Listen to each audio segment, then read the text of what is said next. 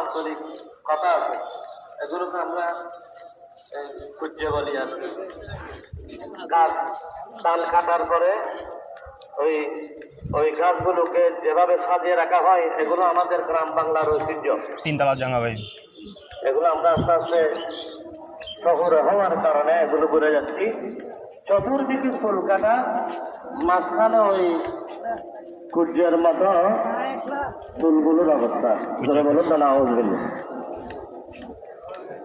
এখন ওই ফুলের কারণে অনেক গ্রামে দেখছি সাইডে আছে সমস্যা নেই। মাথায় টুপি নাই, অনেক মাথায় টুপি নাই।